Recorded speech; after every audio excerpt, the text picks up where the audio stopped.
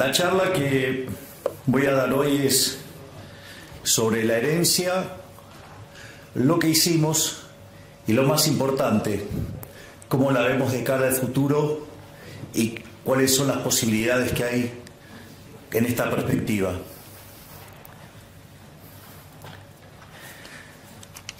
Lo primero que hay que entender es el desastre que recibimos. O sea, más o menos para que tengan una idea. Cuando una economía tiene déficit gemelos por 4 puntos del PBI, eso es una alerta amarilla. 8 es alerta roja y se van a dar una piña de lo lindo. Bueno, nosotros recibimos de herencia 17 puntos del PBI de déficit gemelos. Así que se darán una idea del tamaño del desafío que teníamos. Esos déficit gemelos tenían un déficit fiscal consolidado de 15 puntos del PBI, donde 5 correspondían al Tesoro Nacional y 10 al Banco Central, donde, como si eso fuera poco, la posición de las LELIQs, que podían ser en 30, 60, 90, 120, 180, 150 y 180 días, la habían pasado todas a pases a un día. Esto quiere decir que al momento en que asumimos, se podría haber cuadruplicado la base monetaria en un día. Digo, para tener órdenes de magnitudes de las dificultades con las que nos encontrábamos. Al mismo tiempo, en materia de dinámica de precios, al existir un tipo de cambio controlado, con una brecha tan grande, la contracara es que existe lo que técnicamente se llama money overhang o sobrante monetario. La magnitud del sobrante monetario en ese momento básicamente era similar a la que teníamos en la previa del Rodrigazo de 1975, lo cual implicó en aquel momento, cuando se quedó el país sin reservas y tuvo que forzosamente devaluar, sextuplicar la tasa de inflación. De hecho, pasó de 30 a 180%. Habíamos tenido una experiencia similar en el año 59, también de similar magnitud, y también había implicado una sextuplicación de la tasa de inflación. En aquel momento pasó de 20 a 120. Por lo tanto, si nosotros teníamos una inflación que básicamente venía viajando el 200%, eso implicaba que la tasa de inflación se fuera a niveles del 1200%. Además, si contemplamos que podíamos estar triplicando la base, digamos, incrementando 3 veces la base, eso implicaba llevar la inflación a 3600% anual. Y si por otra parte consideramos que el gobierno anterior emitió 13 puntos del PBI de manera directa e indirecta, con una base que hoy está en 2.6, implicaba multiplicar por 5, es decir, metíamos 4 veces más de base monetaria, es decir, estaríamos hablando de una tasa de inflación en el orden del 15.000%. Esto que parece exagerado, hecho haciendo las cuentas desde el lado monetario, la realidad es que durante la primera semana de diciembre los precios ya venían viajando al 1% diario, eso es anualizado 3.700% anual. Cuando ustedes consideran cómo venía en las 2 primeras semanas de diciembre, la aceleración fue tan grande que ya venían los precios viajando al 7.500% anual. Y esto, que parece una exageración y que de hecho muchos nos acusan de haber sido exagerados, cuando ustedes toman el caso de la inflación mayorista, en el mes de diciembre fue 54%. Eso en términos anualizados da 17.000. Es decir, efectivamente estábamos transitando el camino a una hiperinflación. O sea, lo único que requería esa hiperinflación para concretarse era la convalidación monetaria. Hay una anécdota muy divertida en un libro maravilloso que se llama El Banco Central, Teoría y Práctica, de un economista que se llama Alan Blinder, que fue uno de los primeros académicos de llegar al Comité de Política Monetaria de la Reserva Federal, que daba clases también en Princeton junto a Bernanke, y cuenta algo que es muy interesante, ¿no? Dice, supongamos que tenemos el banquero central perfecto. Entonces, el banquero central perfecto, supongamos que hiciera control de tasa de interés. Digo, no es el instrumento que a mí me gusta, pero el libro está hecho con ese ejemplo. Y entonces, este banquero central es tan genial que no solo que sabe en cuánto mover la tasa, sino que además acierta a la perfección en los rezagos. Entonces, cuando él ve que se está por acelerar la tasa de inflación, empieza a subir la tasa y entonces logra que la inflación permanezca en el target. Cuando ve que la economía, digamos, está desacelerando y la tasa de inflación se va por debajo, modifica y de vuelta deja la inflación en el target. Es interesante porque en el límite esto podría implicar que moviera la tasa de interés como si fuera un electrocardiograma de alguien que está bien o alguien que esté corriendo, si fuera el caso, y deja constante la tasa de inflación, es decir, el tipo es perfecto. Ahora fíjense que cuando está subiendo la tasa de interés, va a haber un montón que los van a estar criticando porque dicen, ¿a dónde estás viendo la inflación y nos vas a meter en una recesión? Y cuando la baja, dice, vos vas a estar alentando la inflación. Es decir, el tipo hace un trabajo perfecto y ¿qué le va a pasar? Lo van a estar criticando todo el tiempo. Bienvenidos al mundo de la política. Afortunadamente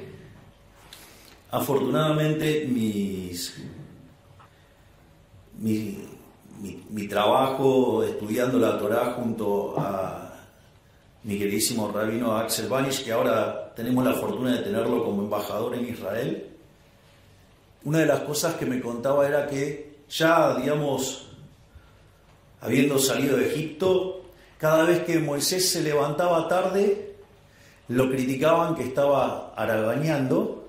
Si se levantaba temprano, decían que estaba peleado con la mujer, y si se levantaba en el horario, era porque no tenía nada que hacer. Es decir, no importa lo que hagan, los van a criticar igual. O sea, eso, digamos, es bastante tranquilizador al momento de iniciar la gestión, digo, porque se lo criticaban a Moisés, entonces a mí me pueden decir de todo y yo tengo más que bien merecido.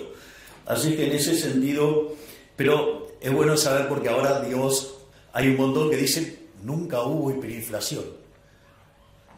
¿No? Digamos, se olvidan que en el medio, digamos, ahora lo voy a describir, pero llevamos un ajuste de 13 puntos del PBI, el más grande en la historia de la humanidad. Pero bueno, es la vida. La otra parte era el desequilibrio cambiario. Es decir, la relación entre el paralelo y el oficial era 3-1. Por lo tanto, digo, la situación estaba bastante complicada. Acá hay algo interesante, que me voy a adelantar a la parte de las críticas que nos hacen. Digo, porque ahora, que hay que subir el tipo de cambio y todas esas cosas. Yo me acuerdo que estábamos en el Hotel Libertador, estaba con el equipo de Toto, y el consenso del mercado era que teníamos que llevar el tipo de cambio a 600. De hecho, digamos, o sea, yo lo quería llevar a un nivel que, ajustado por riesgo país, quedara igual que el paralelo. Eso tiene una justificación técnica para tratar de eliminar el exceso de demanda y que el impacto en actividad sea lo menos posible. Digo, me causa gracia porque esos mismos, digamos, que se quejan de que ahora el tipo de cambio está atrasado, decían que tenía que ser 600 y la hipótesis de inflación que tenían es mucho más alta que la que estamos viviendo. Digo, no les cierra el modelo, muchachos. Es decir, lo que digo es, ojo con esos economistas porque no les cierra el modelo. Es decir, me decían que el tipo de cambio tenía que ser 600, que estábamos locos en ponerlo en 800 y la hipótesis de inflación que tenían era más alta que la que estamos teniendo en la realidad. Digo, no les cierra el modelo, yo solamente lo menciono. Después teníamos un problemita menor que se llamaba reservas internacionales netas. Estábamos 11.500 millones de dólares abajo. Teníamos otro problemita también, no blanqueado, que todos sabíamos que existía, que se llamaba el CIRA, que en realidad eran 60.000 millones de dólares, pero que cuando pedimos que se blanqueara y que se acercaran, evidentemente había una parte que sabía que estaba haciendo cosas no lícitas y se blanquearon 45.000 millones. Otro problema más que teníamos es que teníamos vencimientos en moneda extranjera por 25.000 millones de dólares, concentrados principalmente en multilaterales, y teníamos el acuerdo con el Fondo Monetario caído. Por lo tanto, teníamos un problema enorme, con esos 25.000 millones de dólares. Y la verdad que como si todo esto fuera poco, teníamos vencimientos en pesos por el equivalente de 90.000 millones de dólares. Entonces, si ustedes contemplan el desequilibrio que teníamos en el plano monetario, que era peor que el de la previa del Rodrigazo, una situación patrimonial del Banco Central muchísimo peor que la que teníamos en la previa de la hiperinflación del 89, y que además teníamos indicadores sociales peores que los que teníamos en el 2001, verdaderamente estábamos frente a la madre de todos los males, porque teníamos todas las peores crisis, las teníamos todas juntas. Ahora, esto es para llorar. Miren, la verdad no. Porque la única forma en que podría llegar a haber un gobierno liberal libertario en un país que arrastra 100 años de socialismo era en el medio de un desastre. La única forma que esto podía ocurrir era esto. Era una carambola a tres bandas. Y las fuerzas del cielo lo permitieron. Y como si todo esto fuera poco, en realidad la actividad económica venía cayendo y tuvo un repunte, Bien, Cristiano, esa es la gorra. Es más, tengo versión hasta en hebreo de la misma.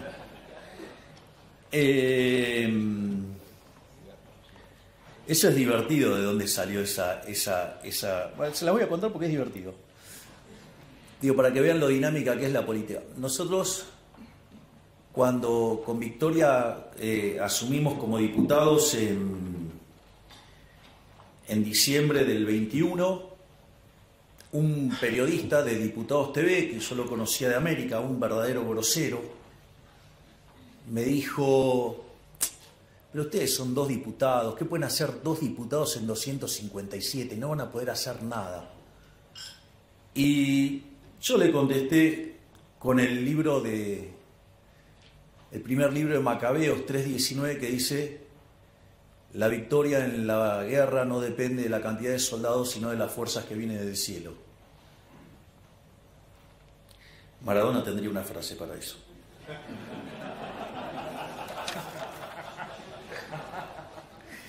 Bien. Naturalmente, frente a este desastre que enfrentábamos, había que tener sin duda un programa de estabilización bien duro y concreto. Esto es divertido porque se la pasaron durante la campaña diciendo que nosotros no teníamos ningún plan, que no teníamos programa económico, que no teníamos nada.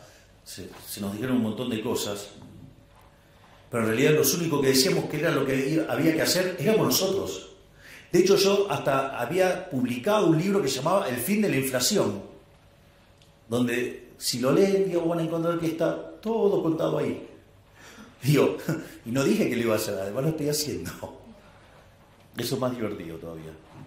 Entonces, la primera pregunta era, ¿shock o gradualismo? La verdad es que cuando ustedes repasan la historia argentina, todos los programas de shock, salvo el del 59, no solo lograron bajar la inflación, sino que además fueron expansivos. Y además todos los programas gradualistas terminaron mal. Lo otro era, para hacer gradualismo hay que tener tiempo. ¿Ustedes creen que yo tenía tiempo si tenía la posibilidad de triplicar la base monetaria en un día? Cuadruplicar la base monetaria en un día. No, no había tiempo. Pero como si todo esto fuera poco, si ustedes quieren hacer gradualismo, además requiere eso de que ustedes tengan financiamiento. Y Argentina no tenía financiamiento si tenía caído el acuerdo con el Fondo Monetario Internacional. En ese sentido, digamos, la verdad que no había otra alternativa que el shock. Además, yo considero que la única salida es el shock. Eso, digamos, también tiene una explicación. Entonces, en función de esto, nosotros implementamos un programa de estabilización hiperortodoxo bien duro. Digo, al margen de la cantidad de cosas que digan, digamos, muchos economistas, ¿no? Que esto es una transición, que después falta el programa. Miren, si la inflación de diciembre mayorista fue 54%, viene bajando todos los meses, el mes anterior fue 10 y el último fue 5. Si la inflación mayorista, que venía a niveles del 45, la pudimos clavar en 25 y después fue 20, 13, 10 y ahora vamos camino a un dígito. Digo, en términos de core seguro. Digo, deberían ser más respetuosos. Digo, claramente que hay un plan de estabilización para bajar la tasa de inflación. Digo, que no la vean no es mi culpa. Digamos, o sea, un programa de estabilización esencialmente tiene 3 elementos. Tiene una política fiscal. Nosotros hasta le hemos puesto nombre a esa política fiscal. Se llama motosierra y licuadora. O sea, tiene motosierra y tiene licuadora. Es más, muchos de los que nos critican de la calidad del ajuste, a mí me causa gracia porque decían que hacer un ajuste de más de un punto del PBI era imposible. Y nosotros apuntábamos a que en el año 2024 tengamos déficit cero. Y lo hicimos con tanta convicción que obviamente que tenía licuadora y que tenía motosierra. Y después creíamos que lo íbamos a poder lograr en el primer trimestre. Y lo logramos en el primer mes. O sea, enero tuvimos déficit financiero nulo. De hecho, nos criticaron y dijeron que en febrero hasta nos explotaba el déficit primario. Nuevamente, déficit cero. Y les voy avisando que el día 22 voy a estar anunciando los números. Vamos a estar haciendo una cadena nacional, donde además vamos a estar anunciando los números fiscales. Y les aviso que el primer trimestre del año terminó con resultado financiero positivo. Es decir, con lo cual, digamos, a todos esos analistas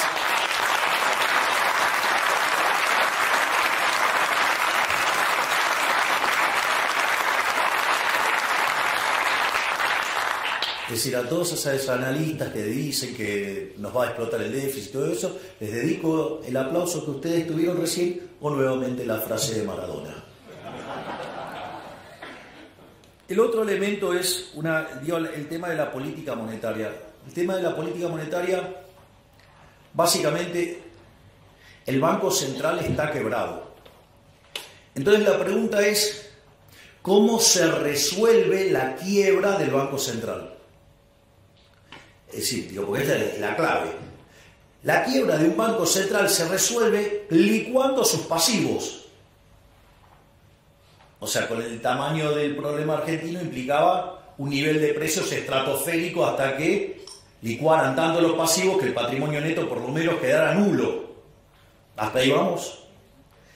Si esto es así, quiere decir que dado ese nivel de precios para resolver el saneamiento del Banco Central está en la estratosfera, dado los precios de hoy, la línea que une esos dos niveles de precios le da la tasa de inflación implícita. Por lo tanto, era fundamental sanear el Banco Central, ¿para qué? Para que ese nivel de precios estratosférico que dejaba nulo el patrimonio del Banco Central fuera bajando. Y en la medida que ese nivel de precio bajara, por lo tanto, la tasa de inflación esperada tiene que bajar. Naturalmente, digamos, ahí también arrancamos con un proceso de saneamiento del Banco Central. Ahí también nos encontramos con algunas críticas. Hasta tengo los WhatsApp y tengo los informes de las consultoras hablando que había que llevar la tasa de interés real a terreno positivo. Si hubiéramos hecho eso, en lugar de haber descomprimido el balance del Banco Central como lo hemos hecho hasta ahora, les cuento que en lo que va del año ya hubiéramos metido 4 bases monetarias más en instrumentos remunerados. Entonces ahora estaríamos discutiendo qué cosa. No, esto es insostenible. Estaríamos hablando de la pelota de las LELIQs o la pelota de los pases o no sé qué cosa, digamos, una bola de nieve que nos iba a arruinar en una hiperinflación. Ahora todos esos están todos escondidos, nadie dice nada. Es decir, le deben tener miedo a la frase de Maradona. Pero dicho de otra manera, lo importante es que la contracara de ese déficit cuasi fiscal de 10 puntos del PBI ya lo llevamos a 4. Es decir, no solo que llevamos hecho un ajuste fiscal de 7 puntos del PBI en el Tesoro, motivo por el cual ahora hemos empezado a relajar partidas y entonces ahora empieza a quedar más motosierra y mucho menos de licuadora. Digo, para los que están tan preocupados por la calidad del ajuste, como si no fuera que una licuadora permanente es una motosierra, ¿no? Pero bueno, ese es otro detalle. Lo importante es que hemos hecho sucesivas bajas de tasa de interés y todo el mundo, ¿qué esperaba cada vez que bajábamos la tasa? Que subiera el tipo de cambio y que perdiéramos reservas. Bueno, llevamos acumulados más de 12.000 millones de dólares de reservas. Salimos del terreno de las reservas netas negativas y en el medio pagamos un montón de cosas. Por lo tanto, también lo que hicimos en materia monetaria y cambiaria es un éxito. De hecho, ahora la discusión es, no, bueno, pero la tasa en dólares es enorme. Y entonces, si yo le hubiera puesto en términos reales positivos, hubiera sido todavía más grande. Entonces, que más o menos se pongan de acuerdo qué quieren decir con la tasa de interés, porque nosotros siempre tuvimos claro que era un problema de arbitraje con la tasa en los dólares. Es decir, no mirar como un cavernícola, digamos, la tasa de interés real en una economía cerrada. Por lo tanto, digo, ¿qué es lo que hemos, y obviamente que hicimos en el ajuste del tipo de cambio? Si ustedes se acuerdan, cuando nosotros estábamos en campaña, decían que con nosotros el tipo de cambio iba a estar en 6.000, en 10.000. Me parece que le erraron por un poquito. Entonces, digo, ¿qué tenemos en materia de resultados?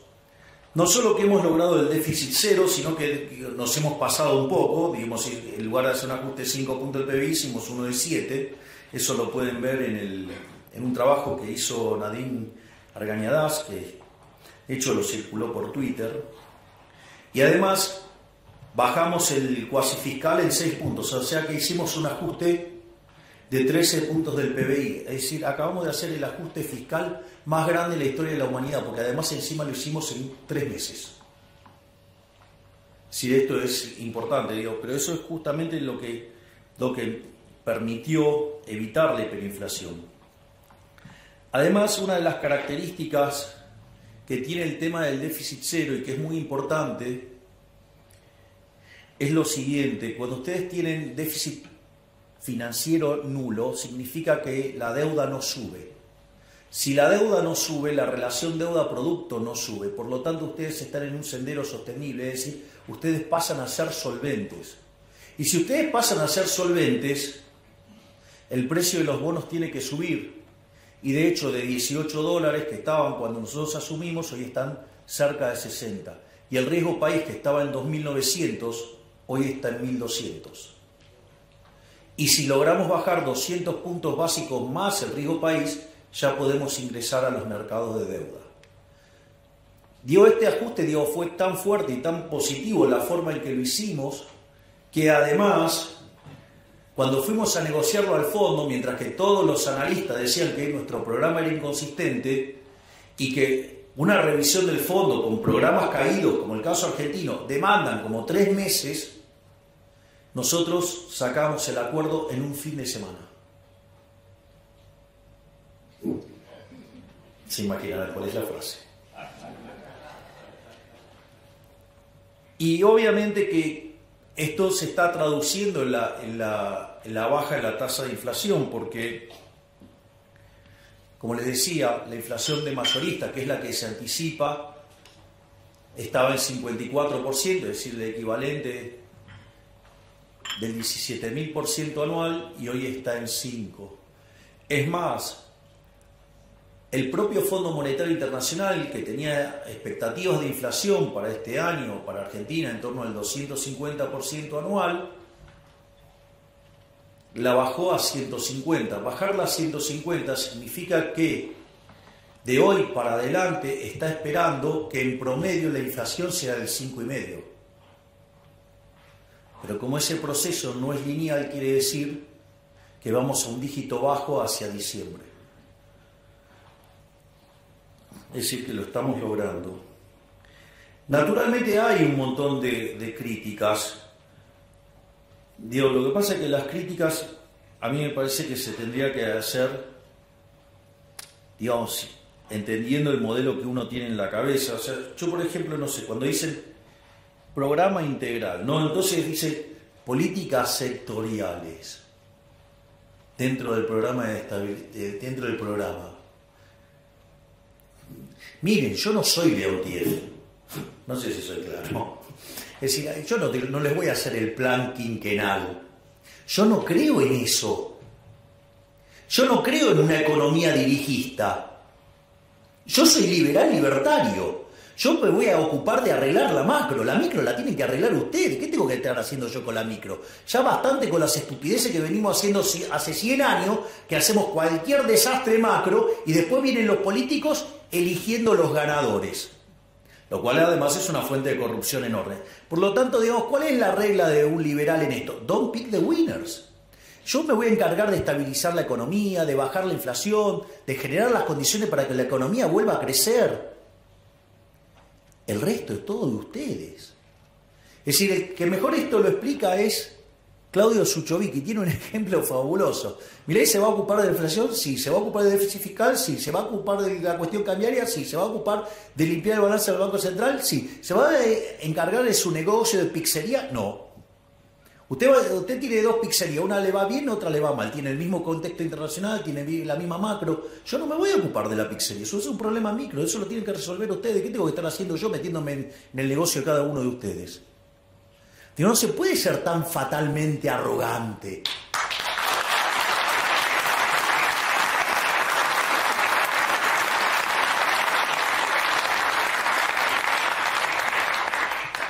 La otra es la política de ingresos. Entonces, claro, ¿pero qué es la política de ingresos? Tocar el precio de tal cosa, el precio de tal otra, el precio de tal otra, el precio, la tasa de interés, los salarios. ¡Ey! Hola, soy liberal libertario. Yo creo en el sistema de precios. Es decir, creo en el sistema de precios. Entiendo que puedo tener un problema transitorio porque estoy pasando de una economía hipersocialista. Tengo 100 años de socialismo y entonces estamos haciendo una reforma pro mercado. Hay un montón de desequilibrios de inicio, más el problema adicional que tenemos que evitar una hiper, entonces estamos corrigiendo precios relativos en un contexto de alta inflación, entonces, y con algunos problemas de base, y con algunos problemas de violentar la propiedad privada antes, entonces puede ser que en algún momento, digamos, haya algunas correcciones vía defensa de la competencia. Digo, todos se están entendiendo de lo que les estoy hablando. Digo, pero salvo cosas así puntuales y que son propias de la transición, esas cosas no van a existir nunca más. Pero antes ustedes tienen que estabilizar la economía y que quede claro el respeto por la propiedad privada. Y no, digamos, que alguien utilizando recursos del Estado vaya tomando posiciones y genere una posición dominante a partir de la estafa del Estado. Y después generar movimientos políticos tocándole a un segmento etario donde hay una gran proporción de votantes. Digo, bienvenido al mundo de la política, es la basura que les estoy describiendo. El tema de la tasa de interés ya lo hablamos. El tema de la sostenibilidad del ajuste, digamos, también hablamos del tema de cada vez queda más la motosierra, queda menos de la licuadora. Digo, el mejor ejemplo es lo que estamos haciendo en materia de jubilaciones. Si hubiéramos dejado las cosas como venían, los jubilados hubieran perdido 2 puntos del PBI. Con lo que estamos haciendo solo van a perder medio punto, es decir, le estamos devolviendo 1,5 puntos. Y naturalmente la discusión del tipo de cambio. La discusión del tipo de cambio es bastante ridícula. No, porque hay que hacer subir el tipo de cambio. ¿Por qué? Digo, porque si hoy no hay brecha, si no hay brecha, ¿por qué tengo que estar haciendo tocar el tipo de cambio? Es decir, ¿porque no me gusta el tipo de cambio de mercado? Lo primero que tienen que entender que el análisis ese del tipo de cambio real, lo voy a decir en latín, diría el profe de Pablo, es una pelotudez. Porque agarran y toman una serie del tipo de cambio real. La pregunta es, ¿cuál es el año de referencia? Digo, que alguien me explique por qué toma el determinado año de referencia sobre el que calcula el promedio. Digo, que explique eso. No, eso no lo explican. No solo eso, cuando ustedes se fijan hay momentos donde el tipo de cambio real queda muy depreciado y hay momentos que queda muy apreciado. Por lo tanto, digamos, algo que tiene ese nivel de volatilidad, calcular el promedio les diría que es otra estupidez del tamaño de una casa. Pero como si todo eso fuera poco, en el momento que ustedes, no sé, calculen un promedio y en algún momento, digamos, el tipo de cambio va a pasar por ahí, tomen ese año. Ustedes podrían decir que en ese año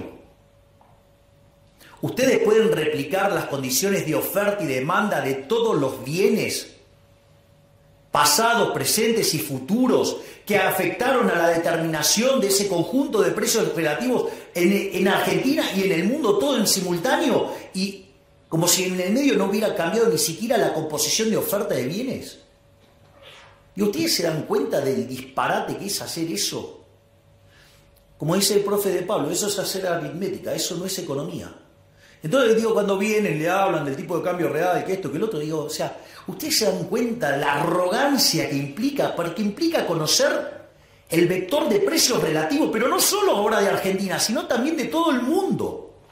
Y entonces ustedes deberían conocer las preferencias, la tecnología y las dotaciones, no solo, digo, presentes, sino futuras, y no solo de Argentina, sino también de todo el mundo. Ustedes se dan cuenta.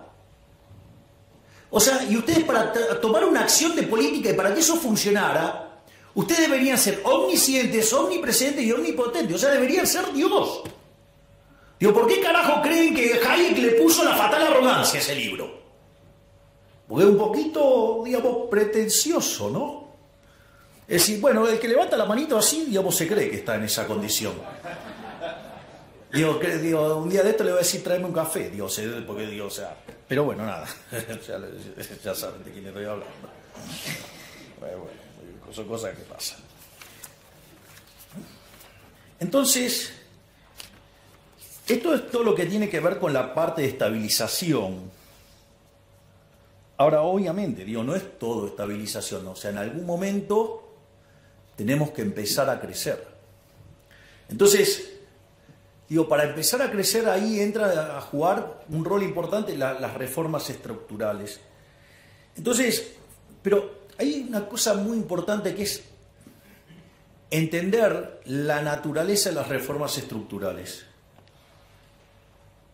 Esto lo explicó Toto de una manera magistral cuando hizo el primer discurso sobre las características del programa.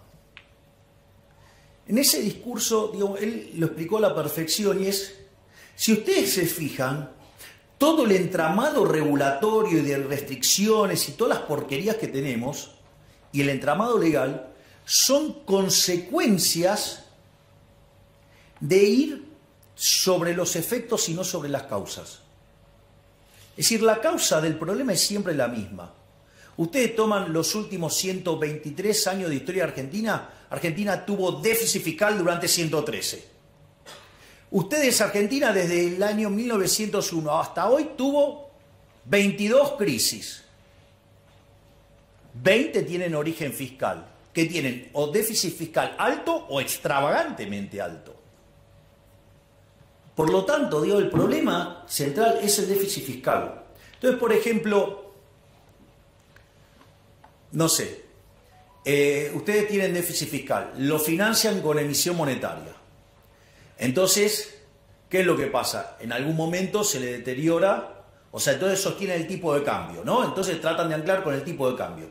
Cuando ustedes hacen eso, ¿qué les pasa? Pierden reservas. Entonces aparece la ley penal cambiaria, ¿para qué? Para que ustedes no puedan comprar dólares. Digo, en lugar de arreglar la causa, que es el déficit fiscal, como los políticos no quieren tocar la de ellos, ayer quedó bien claro eso, que la de ellos no se toca, Macri diría, la mía está. Ayer fue un claro ejemplo, la mía está.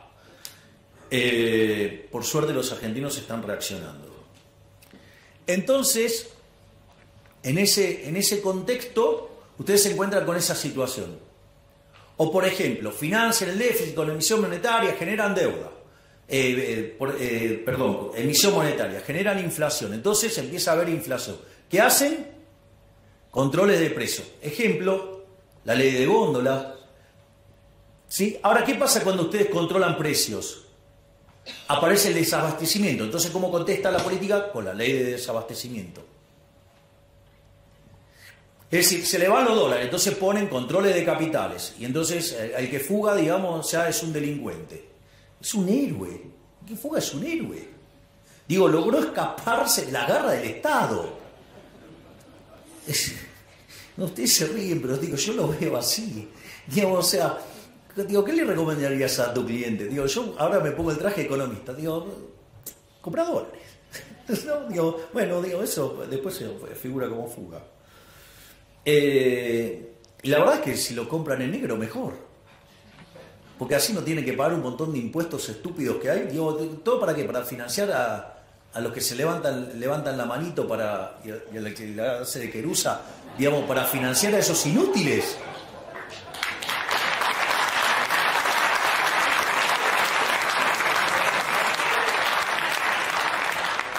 La frase dice que el ladrón que roba a otro ladrón tiene 100 años de perdón. Digo, con lo que han robado los políticos argentinos tenemos la eternidad ganada. Entonces, la realidad es que cuando ustedes se fijan, nuestro programa económico que tiene, digamos, la pata fiscal, la pata monetaria y la pata cambiaria, donde hay un ancla nominal, no es que no hay ancla nominal. Esa es otra estupidez que decían. No, acá no hay ancla nominal. Miren, desde que nosotros llegamos, la base monetaria prácticamente no ha cambiado. Y emitimos un montón para comprar los 12.000 millones de dólares. Nos habían dejado un regalito que se llamaban unos puts en el Banco Central que nos dispara emisión endógena. Estaban los pasivos remunerados. ¿Y con qué compensamos? Compensamos con BOPREAL y compensamos con resultado fiscal. Y eso hace que la base monetaria no cambie. Hoy tenemos reservas internacionales netas nulas y tenemos la misma base monetaria. Digo, ese es el ancla. El ancla es la cantidad de dinero. Es más, si ustedes se fijan, que siempre se los queja se los tacha de muy agresivos al fondo con el tema a la velocidad que puede bajar la inflación, reconocieron que la estamos bajando más rápido. Es más, algunas críticas me resultan bastante graciosas entre el tipo de cambio y la inflación, porque durante la convertibilidad, que tardó 20 meses en estabilizarse la tasa de inflación hasta ser un país serio en términos de inflación, con el tipo de cambio fijo, hoy la tasa de inflación baja mucho más rápido que durante la convertibilidad. Y eso tiene una explicación. Porque ustedes durante la convertibilidad tenían dinero endógeno. El dinero endógeno asociado al aumento de la demanda de dinero. Cuando ustedes querían demandar pesos, ¿qué hacían? Entregaban dólares y el Banco Central les devolvía, les daba pesos, ¿sí? Entonces el aumento de la demanda de dinero tenía como contrapartida, ¿qué cosa? Un aumento de la oferta de dinero. Y eso hace que entonces ustedes dejaban el mercado de dinero todo el tiempo en equilibrio y lo único que restaba era ¿qué? La readecuación de los precios relativos por los dos quilombos hiperinflacionarios anteriores, ¿no? Digamos, la hiper de Alfonsín y la hiper de Menem. Entonces, cuando se terminaron de corregir todos esos problemas de precios relativos, la inflación desapareció. Porque ustedes mantenían en equilibrio el mercado monetario. Nosotros también mantenemos el equilibrio del mercado monetario, pero sin emitir. Con lo cual, todos los aumentos de demanda de pesos van contra ¿qué? Contra caída en el mercado de bienes. Por lo tanto, el nivel al cual la tasa de inflación baja es muchísimo más rápido. Ahí está la explicación. No era tan difícil. Solo lo único que hay es poner un poquito de cabeza. Entonces, para enfrentar esto, nosotros enviamos el programa de reformas más ambicioso de la historia argentina. Mandamos 1000 reformas en 2 instrumentos. 1/3 en el DNU, 2/3 en la ley bases. El DNU todavía sigue en pie, pero ¿cuál es la característica de estos instrumentos? Tiene 3 elementos. El primero, que a diferencia de todos los DNU que hubo en Argentina, donde todos avanzaron sobre las libertades individuales, sobre la propiedad privada, esta es la primera vez que devuelve libertades, o sea, le devuelve libertad a los ciudadanos. Digo, hace un respeto furioso de la propiedad privada, promueve estructuras de mercado más competitivas. Eso sí, tiene un defecto enorme, tanto el DNU como la ley bases. Un defecto tremendo. Va contra el curro de los políticos. Digo, eso se vio con claridad lo que hicieron, digamos, cuando lo voltearon en la Cámara de Senadores. Obviamente, digamos que los mayores abanderados de los curros que van a decir, no, el decreto sí es constitucional. Afortunadamente, la Corte, después de algunas cosas, ahora parece que como que se encaminó, se reorientó y ahora falló en 2 casos a favor del DNU. No es suficiente todavía, pero es un buen inicio. En cuanto a la ley base también tiene los mismos conceptos, pero eran cosas que no podían salir por decreto, sino que tenían que pasar por el Congreso por el tipo de cosas que implicaba. Entonces, cuando nosotros nos sentamos con los gobernadores en Casa Rosada, una de las cosas que yo les propuse a los gobernadores era arreglarles el problema fiscal que tenían. Y eso estaba en el capítulo 4 de la ley bases. Ahora, ¿qué es lo que sucede? Los gobernadores, en lugar de entender eso como un acto de buena voluntad, lo entendieron como un signo de debilidad. Frente a ese caso, ¿qué empezaron a hacer? Empezaron a hacer un desastre en materia de fiscal. Entonces, ¿qué es lo que pasó? Nosotros sacamos el capítulo 4 de la ley bases. ¿Cómo lo leyó el círculo rojo, que cada día está más analógico? Esta es una derrota de Milei. Salió Toto y explicó, bueno, si ustedes no quieren dejar el capítulo 4 como estaba y hacen un desastre fiscal como el que están haciendo para que nos peguemos la piña de acá a 6 meses, nosotros levantamos el capítulo 4. Pero si nosotros levantamos el capítulo 4, ustedes van a terminar haciendo un ajuste fiscal más grande que el que están dispuestos a hacer. Ahora volvió la ley bases. Adivinen qué tiene. El mismo capítulo 4. ¿Quién ganó? Digo, tengan cuidado con estos muchachos que están muy analógicos, que no, parece que no entienden bien cómo funciona la política. No solo eso, sino que además, después pasó el resto de la ley bases, fue aprobada, y después la empezaron a desguazar. Qué interesante, porque los fondos fiduciarios tenían más de 20 años, se enteraron ahora que existían. Cuando digo, teníamos todos los campeones del republicanismo, de la anticorrupción y todo, digo, pero nunca pasó nada con eso. Se descubrió ahora. Como todas las cosas que estamos descubriendo todo el tiempo desde el Ministerio de Capital Humano, ¿no? Donde, digamos, por ejemplo, hemos encontrado que la mitad de los que recibían fondos, digamos, los comedores no existían, eran comedores fantasma. O comedores que decían que tenían capacidad para que recibían a 500 personas, en realidad recibían 50. O los que pedían los bolsones de comida y que no querían que se dejara constancia de los DNI de los que recibían esos bolsones. O no solo eso, sino que además cuando recibían los bolsones cotizaban una calidad extra premium y cuando, no sé, ustedes ponían los fideos se deshacían al momento de tirarlo al agua. Miren todas las cosas que hemos encontrado. O el pochoclero que me llamaba Semana Santa, se cae entre marzo y abril. Claro, porque estaba esperando que entre marzo y abril le pudiera llegar a entrar la causa de los guardapolvos a la mujer. Interesante todo lo que estamos encontrando. Y cómo, digamos, se abusan, digamos, de los más vulnerables para esto.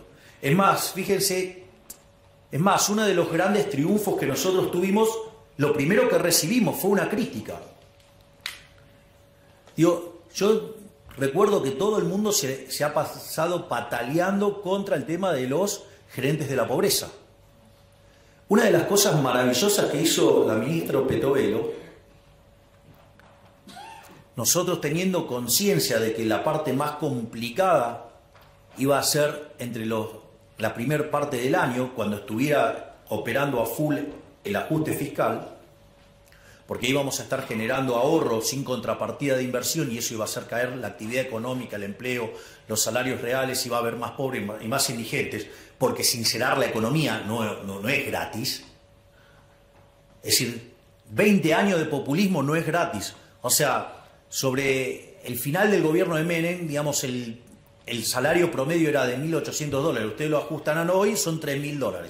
Cuando nosotros asumimos estaba en 300. Es decir, se había perdido 90% de los ingresos en dólares. No es que las tarifas son caras y todas esas cosas. El problema es que somos tan miserables, tan pobres, que no podemos pagar ni siquiera las subsidiadas. Es decir, el problema no es un problema de cuánto está la tarifa, el problema es de cómo nos destruyeron los ingresos los populistas. Pero, digamos, se la pasaban haciendo gala de keynesianismo. No, hay que consumir, hay que consumir. Claro, hay que consumir implica que ahorran menos. Si ahorran menos, invierten menos. Invierten menos, digamos, no aumenta el stock de capital per cápita, no aumenta la productividad, no aumentan los salarios. Bienvenidos, somos pobres. Entonces, digo, no es gratis. No es gratis, o sea, no es gratis. O sea, 20 y pico de años de populismo no es gratis. Pero, siguiendo con el tema de... Y ahí empezaron a destrozar la ley bases y bueno, la bajamos. ¿Cómo lo entendió los analógicos del Círculo Rojo? Otra derrota de Milei. Y siguen sin entender el principio de revelación, quedaron todos expuestos. Es decir, si yo soy un abanderado de que no se toquen, por ejemplo, las remuneraciones, nosotros tenemos congeladas las remuneraciones desde enero, por orden mía. Lo que pasó ayer, ¿es una derrota de Milei? Es un triunfo bárbaro, digo, los vamos a arrasar en el 2025. Digo, la gente le está sacando la careta a estos delincuentes que lo único que les importa es estar en política para afanar. Es buenísimo. Es decir, es un momento de revelación maravilloso lo que estamos viviendo. Están saliendo todos los pufos a la luz, está saliendo toda la porquería de la política a la luz. Es decir, los estamos dejando en evidencias a todo. En el 2025 los vamos a aplastar directamente.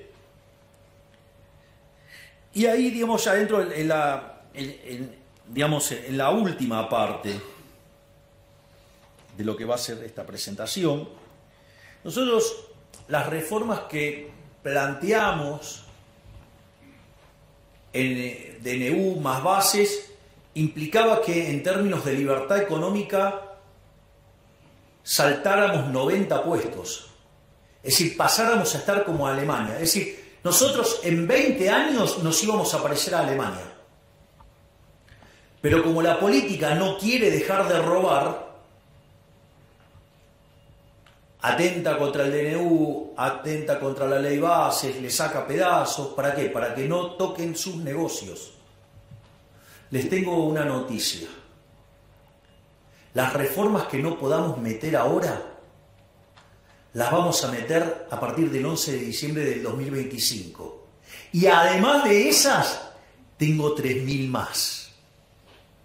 No voy a hacer que Argentina se parezca a Alemania, porque Alemania tiene un PBI per cápita de $50.000. Yo no quiero ir por cosas chiquitas, yo me quiero parecer a Irlanda. Quiero ir por un PBI per cápita que es 50% más grande que el de Estados Unidos. Esa es la revolución que estamos proponiendo, una verdadera revolución de la libertad.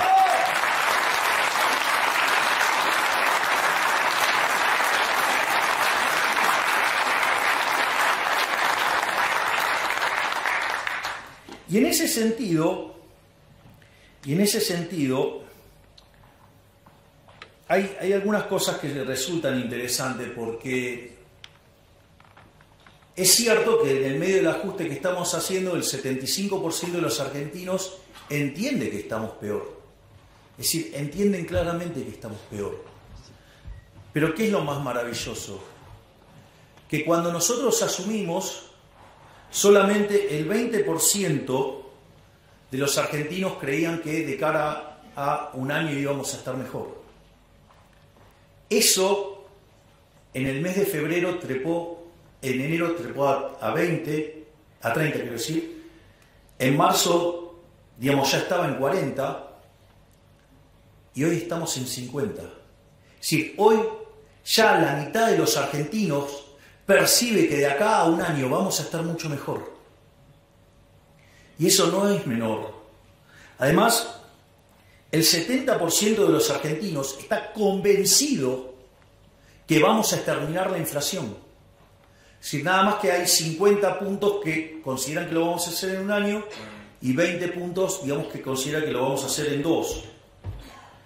Es más, si hoy fuera el balotaje, pese que le pese a algunos, hoy lo ganaríamos por más diferencia. Lo ganaríamos 58 a 42, lo ganaríamos por 16. Pero no solo eso, porque cuando ustedes van a esa votación de los 58, lo que es más interesante, 48 puntos estarían en la primera vuelta. Es decir, ganaríamos en primera vuelta, porque quien más intención de voto tiene después de nosotros es Cristina Fernández de Kirchner con 20. Y no es cierto que de esos 10 puntos incrementales entre la primera vuelta y el balotaje saquemos 0. Por lo tanto, estaríamos arriba de los 50 puntos. ¿Esto qué quiere decir? Que sin lugar a dudas, a partir del 11 de diciembre, vamos a hacer todas las reformas que queden pendientes, más las 3.000 que tenemos en carpeta, más todas las otras que estamos diseñando y que también vamos a aplicar. Es decir, vamos a hacer de Argentina una verdadera Argentina liberal que sea potencia y que sea grande nuevamente de acá a 35 años.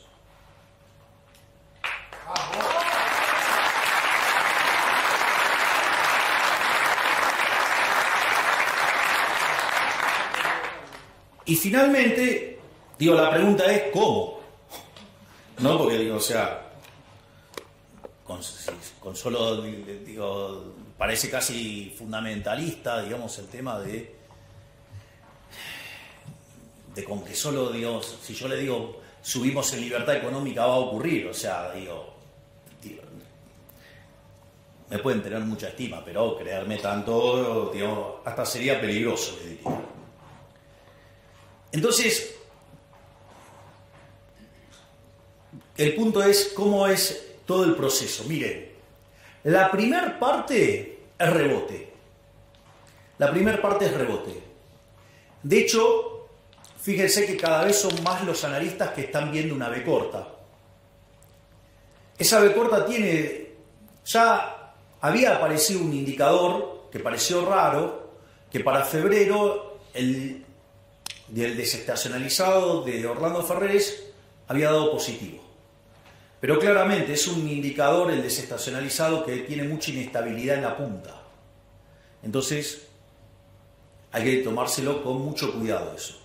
No solo eso, cuando ustedes empiezan... Ahora salió el índice líder, digamos, de la Ditela, que anticipa, digamos, la evolución de la actividad y dio positivo.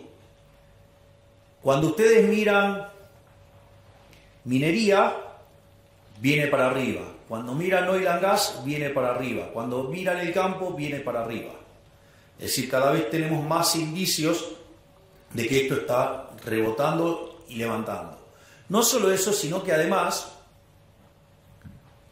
ustedes tienen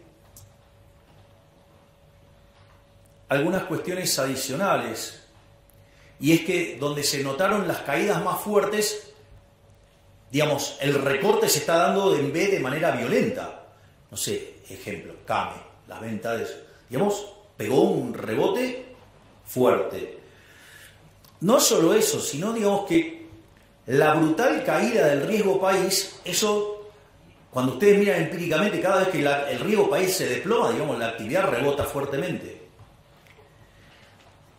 Pero no solo eso. Además, hay otro elemento fundamental, y es, aun cuando no hiciéramos ninguna de las reformas estructurales, digo, la descapitalización de la economía obedece a todo un conjunto de reformas estructurales negativas que hicieron que uno se coma el capital. Si la economía argentina está muy descapitalizada, ¿por qué está descapitalizada? Para que el valor del producto marginal del capital, digo, la TIR de la firma, esté por encima del WACC, ¿no? Digo, para que no destruyan valor. Entonces, en ese contexto, ustedes lo que tienen es que, cambiando la regla de juego, ¿qué pasa ahora? La tasa está desalineada con el costo de oportunidad de capital. ¿Por qué creen que vuelan las acciones? Justamente por eso, porque afuera la están viendo. Entonces, en ese que de 20 años de destruir capital, una productividad enorme, retornos reales enormes, contra tasas de interés desplomándose, ustedes tienen una posibilidad de ganar plata a lo loco, aún sin reformas estructurales. Es decir, podemos hacer reformas, digamos, sin hacer reformas, podemos crecer durante un periodo interesante de tiempo, no a las tasas que a mí me gustaría, pero sí podemos rebotar fuerte ahora y crecer fuerte, digamos, en el arranque. Entonces vamos a llegar al 2025 con tasas de expansión muy fuertes, compuestas de rebote y de crecimiento por descapitalización y tasa de inflación cayendo. Prepárense porque vamos a arrasar. Y ahí sí vamos a tener la composición de las cámaras que necesitamos para hacer las reformas que Argentina necesita para volver a ser grande. Pero eso no es todo. Si ustedes se fijan, nosotros estamos, cuando termine todo esto, el ajuste fiscal va a ser el consolidado de 15 puntos del PBI. Es decir, va a haber 15 puntos del PBI que se los llevaba el gobierno para financiar actividades parasitarias y que ahora ese ahorro se va a transformar en inversión productiva. Y eso le va a meter a la economía por lo menos entre 4 y 5 puntos de crecimiento adicional. Entonces, digamos, nos estamos preparando para generar un verdadero, yo no diría milagro económico, porque lo único que estamos haciendo es lo que dicen los libros que hay que hacer.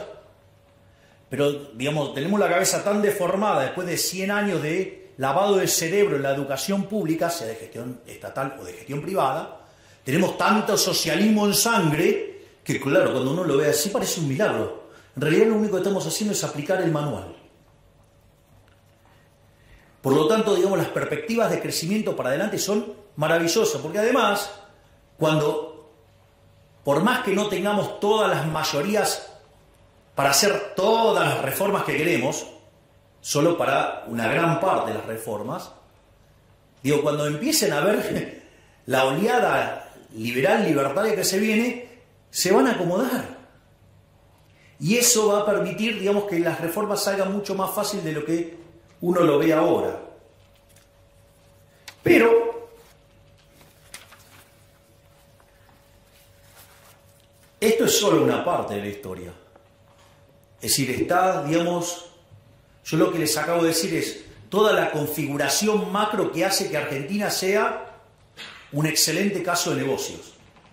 A ver, si lo voy a poner en estos términos, si yo voy comprado en activos de larga duration en Argentina, con caída de tasa de interés, gano un montonazo, ¿sí o no? Imagínense si además son reales, con lo cual, digamos, no ajustaron, con lo cual tienen para ganar un montón, con lo cual hay una oportunidad de entrar a hacer negocios de infraestructura y de un montón de cosas para ganar un montón de plata. No solo eso, es importante también que tengan conciencia que nosotros, nuestras líneas de análisis económico tienen 3 bloques. Hay un primer bloque que es la coyuntura, es decir, ustedes ahí lo van a encontrar a Toto, lo van a encontrar a Pablo Kirno, lo van a encontrar a Santiago Auxil, son los que se ocupan de la macro, de la coyuntura. Después está la segunda línea de análisis, esto no es una cuestión de orden, es una cuestión, digo, de exposición, que es el tema de las reformas regulatorias, las reformas estructurales, la agenda de la libertad. Ustedes ahí tienen a 2 colosos, tienen a Federico Sturzenegger y al doctor Rodríguez Chirilo, digo, que son los que diseñaron las reformas estructurales para liberarnos de toda esta miseria socialista que cargamos hace 100 años. Y después está el tercer grupo, que tengo el privilegio de tenerlo acá, al queridísimo Demian Reidel, sí, que es el que se encarga, digamos, de pensar la economía del futuro. Y donde con el consejo, digamos, que él elabora, analizar y estudiar políticas para que Argentina se convierta en un país de vanguardia, un país de primer mundo, donde estemos a la vanguardia del progreso tecnológico. Si lo estamos haciendo, es decir, estamos dejando todo. Ahora, pero quiero ahora sí cerrar con algo muy importante, para que tengan claro que yo les puedo dejar todo listo, pero que la decisión final es de ustedes. Los que tienen el poder de transformar la Argentina son ustedes, no es un político. Yo lo único que tengo que hacer es allanarles el camino, hacerles la vida más fácil. Pero los verdaderos creadores de riqueza son ustedes. Los que van a cambiar el futuro del país son ustedes. Los que van a hacer una Argentina mejor son ustedes. Los que nos van a poner de pie son ustedes. Son los empresarios, los emprendedores. No los políticos. Los políticos no crean valor, lo destruyen. Y lo que yo estoy haciendo es devolverles la libertad. Se los dije en las elecciones. El resto de los políticos, ¿qué les pide? El voto para que les den el poder, para poder transformar su vida. Y yo les dije, yo les pido el voto para poderles devolverles la libertad a ustedes y que ustedes sean los verdaderos arquitectos de su futuro. Entonces ustedes se tienen que hacer cargo de ser los héroes de esta historia.